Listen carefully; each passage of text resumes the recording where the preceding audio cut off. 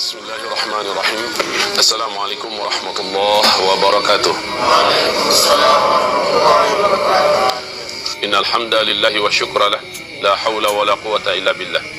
Allahumma salli wa sallim ala Rasulillah sallallahu alaihi wasallam wa ala alihi wa sahbihi wa mawalah wa man tabi'ahu bi ihsan ila yaumil qiyamah. Allahumma la sahla illa ma ja'altahu sahla wa anta taj'alul hazana idza syi'ta sahla. Amma ba'du. Segala pujian dan syukur kita pada Allah Subhanahu wa taala.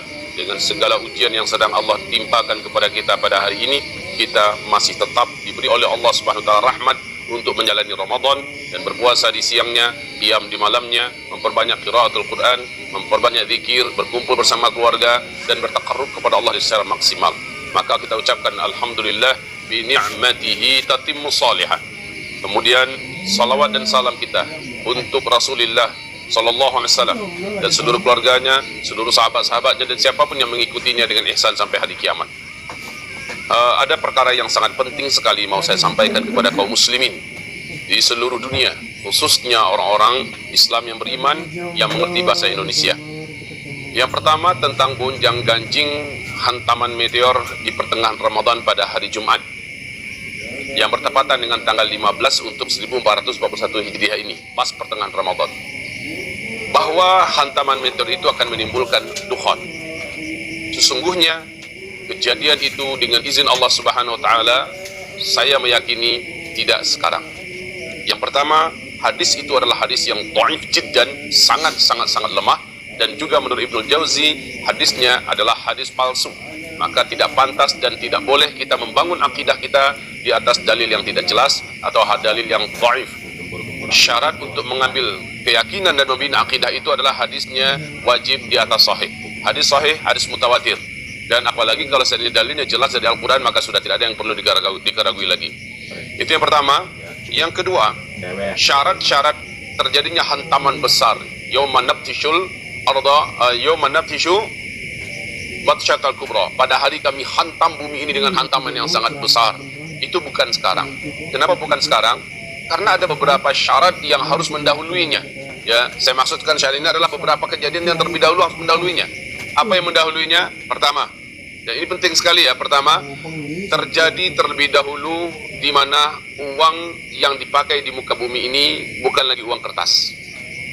Dan sekarang masih uang kertas yang dipakai. Maka berarti masa untuk hantaman besar itu dengan izin Allah dan menurut keyakinan saya bukan di zaman ini. Bukan pada masa ini, bukan besok maksud saya. Terus yang kedua, belum lagi terjadi penaklukan Masjidil Aqsa di Palestina. Dan ini juga adalah syarat di mana Masjidil Aqsa terlebih dahulu harus ditaklukkan. Ya, sementara sekarang Masjidil Aqsa masih dalam keadaan dikuasai oleh bangsa Yahudi yang mendirikan negara Israel di negeri jajahan Palestina. Dan yang ketiga, saudara-saudaraku yang kami muliakan, belum lagi muncul gunung emas dari dalam perut bumi Irak di atas aliran sungai Ufrat. Kalau seandainya ini sudah muncul, akan terjadilah perang besar. Karena kata Rasulullah, orang akan berangkat menuju ke sana. Setiap negara akan mengirimkan tentara-tentaranya dan berperang di sana, memperebutkan gunung emas itu. Ya. Nah, dalam kondisi perang, di samping ada perang-perang kecil yang terjadi di berbagai negara atau perang-perang lokal yang terjadi di seluruh kota-kota di negara-negara, maka ini juga belum wujud. Maka saudaraku yang kami muliakan, ini perkara-perkara besar. Yang pertama tadi, uang kertas masih dipakai. Yang kedua, Baitul Maqdis belum dibebaskan. Dan yang ketiga, gunung emas masih belum muncul dari dalam perut bumi Irak. Dan ditambah lagi yang keempat adalah pemanasan global dalam artian terjadinya kemarau yang super ekstrim dan kelaparan yang merata di seluruh dunia, di mana orang pada akhirnya menjadi brutal dan liar, jahat. Itu tidak atau belum lagi pada masa ini. Baru percikan-percikannya baru nampak. Nah, saudara-saudaraku yang kami muliakan, melihat kepada banyak tanda-tanda yang belum terwujud, ya, ditambah dengan ini yang paling penting juga, ditambah dengan gempa-gempa belum lagi terjadi di Arab Saudi dan kekacauan yang besar di tubuh keluarga kerajaan Arab Saudi memperebutkan kekuasaan juga belum wujud. Maka dengan ini saya berharap kepanikan yang tidak perlu jangan terlalu di-expose, ya. Kepanikan yang juga tidak terlalu penting untuk diperturutkan. Tetapi ajakan kami mempersiapkan diri ini adalah tetap tidak bisa ditawar-tawar. Persiapkan diri, karena setiap persiapan yang kami anjurkan tidak pernah ada ruginya sedikit pun. Kita menganjurkan agar kalau seandainya ada uang, segeralah belikan kepada emas. Sudah beberapa tahun yang lalu saya menganjurkan demikian, dan ini tidak ada ruginya. Toh kapan-kapan kita perlu uang, kita masih bisa untuk menukarkannya. Dan justru emas juga makin lama makin tinggi harganya, dan sebentar lagi lihat, seluruh mata uang di muka bumi akan jatuh sejatuh-jatuhnya, dan menyesallah orang-orang yang mempunyai simpanan berupa angka-angka digital. Yang kedua, saudara-saudaraku yang kami muliakan, kita masih bisa untuk merasakan hari-hari kita dalam suasana yang boleh dikatakan walaupun sudah dikepung oleh corona, ya, kita masih bisa merasakan di mana suasana kita, alhamdulillah, tidak sampai kepada tingkat kelaparan global, di mana itu adalah juga sesuatu yang mesti terlebih dahulu terjadi. Allahu a'lam. Yang jelas persiapan yang kami anjurkan juga, contohnya agar kita memperkuat dan memperbanyak amal soleh kita sebanyak-banyaknya. Dan ini dimaksimalkan khususnya dengan amalan wajib, amalan sunnah, dan berhentilah berbuat dosa dan maksiat. Kemudian yang ketiga yang kami harapkan kaum muslimin kami muliakan, apabila terhenti sekarang ini orang melaksanakan ibadah umroh dan besok ini haji entah bagaimana, bagaimanapun juga ini memang adalah salah satu di antara simbol-simbol atau tanda-tanda di antara tanda-tanda akhir zaman itu. Akan tetapi ini bukan berarti tanda akan datangnya hantaman meteor di bulan Ramadan seperti yang digambarkan di dalam hadis riwayat Nu'aim bin Hammad. Jadi persiapan berikutnya yang kami sangat anjurkan kepada kita semua adalah mempersiapkan stok makanan. Tidak pun karena dukhon, beberapa bulan ke depan kita akan mendengarkan dan kita akan merasakan bersama-sama kelaparan global dan kelangkaan pakan, kelangkaan bahan makanan utama. Dan ini akan cukup menjadikan orang panik dan menjadikan orang menjadi liar, brutal, jahat, dan dia akan bertahan hidup dengan cara apapun saja. Walaupun merampok dan merampas ke sana kemari, walaupun bahkan sampai ke tingkat membunuh ke sana kemari. Dan untuk mempersiapkan ini penting sekali. Nah, ini juga tidak ada ruginya. Apa? Kalau kita kumpulkan padi, umpamanya kita stok beras bisa bertahan selama 6 bulan, 1 tahun ke depan, ini masih bisa kita nikmati. Kalau tidak terjadi apa-apa dan terjadi kelangkaan pakan, kita masih bisa memakannya. Apa sulitnya kaum muslimin yang kami muliakan? Ya, jadi dalam hal ini mumpung kita masih tenang, mumpung kita masih lapang, kondisi kita masih bisa beribadah dan berdoa kepada Allah, ini yang mesti diperbanyak. Berdoalah kepada Allah Subhanahu wa taala, maksimalkanlah doanya. Adapun nanti malam apa yang terjadi, serahkan pada Allah. Besok apa yang akan terjadi, serahkan pada Allah Subhanahu wa taala. Janganlah sampai ada yang berhenti kerja kemudian dia pergi menyembunyikan diri ke dalam tengah hutan. Jangan pula ada yang langsung menjual rumah kemudian dia bertekad langsung tinggal di bukit-bukit, di gunung-gunung. Ini bukan suatu langkah yang bijaksana.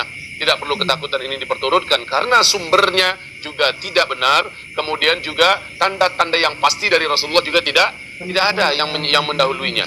Demikian juga belum lagi terbunuh seorang lelaki nafsun zakiyah, ya, lelaki yang mempunyai jiwa yang suci, yang terkenal di tingkat dunia, orang beriman di muka bumi mencintainya, punya jasa yang besar terhadap Islam, itu juga belum terbunuh.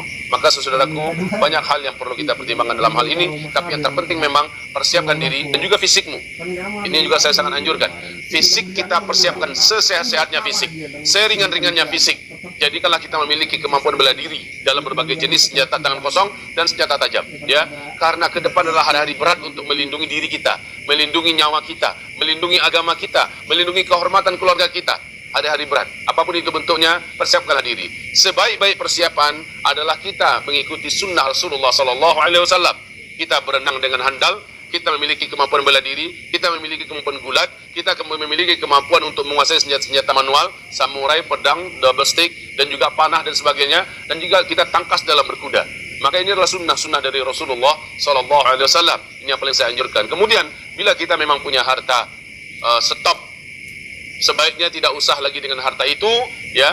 Kita membangun villa-villa mewah, ya, membangun rumah-rumah yang hanya orang-orang jahil saja yang layak membangunnya, ya. Kita cukup membangun rumah yang sederhana buat kita dan perkuatlah agama Allah ini dengan harta kita. Sebagian harta kita simpankan kepada Allah Subhanahu wa taala. Ini lebih baik saudaraku. Semoga siapapun yang mendengarkan penyampaian ini dapat mengambil langkah-langkah yang pantas, langkah-langkah yang bijaksana, dan khususnya dalam menyikapi tanggal 15 Ramadan, hari Jumat besok hari.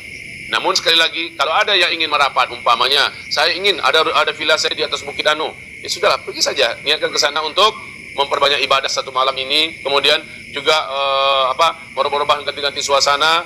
Dan kalau seandainya memang ada kumpulan-kumpulan yang baik, silakan merapat ke sana, tetapi tidak dengan keyakinan bahwa besok terjadi hantaman meteor yang menimbulkan dukhon. Insyaallah tidak. Allahu a'lam. Kalau saya mengatakan peluangnya sangat kecil, ya sangat kecil. Kalau boleh dikatakan berapa persennya, 97%-nya adalah tidak terjadi, 3%-nya mungkin saja terjadi. Sekali lagi serahkan kepada Allah ilmunya. Amin ya rabbal alamin. Tapi mempersiapkan stok makanan di rumah untuk sekarang ini sudah harus. Dan hal ini jangan sampai ditunda-tunda. Sebab setelah ini kita memang akan menghadapi hari-hari di mana bumi mengalami kesulitan untuk mendapatkan makanan pokok karena kasus corona ini. Ya, jadi demikian saja yang dapat kami sampaikan di pagi hari ini untuk seluruh kaum muslimin. Ini adalah hari Kamis, tanggal 14 Ramadan ya, 14 Ramadan bertepatan dengan berapa Mei sekarang? 7 Mei, ya, bertepatan dengan tanggal 7 Mei. Demikian dari saya, Ustaz Zulkifli Muhammad Ali, dan mudah-mudahan saya tidak bermaksud untuk menentang, memadamkan api dan cahaya dakwah dari teman-teman kami yang membahas masalah akhir zaman, tetapi rasanya ini perlu disampaikan juga agar memberikan ketenangan dan kemantapan hati kepada kaum muslimin, muslimat, mukminin dan mukminat di mana saja berada. Hayyanallahu wa iyyakum wa tabarakallahu fina fikum, barakallahu ala jami'ina, taqabbalallahu minna ya karim, Allahumma amin. Mari kita tutup dengan baca doa kafaratul majlis. Subhanakallahumma wa bihamdika asyhadu an la ilaha illa anta astaghfiruka wa atubu ilaik. Wabillahi taufiq wal hidayah. Wassalamu alaikum warahmatullahi wabarakatuh.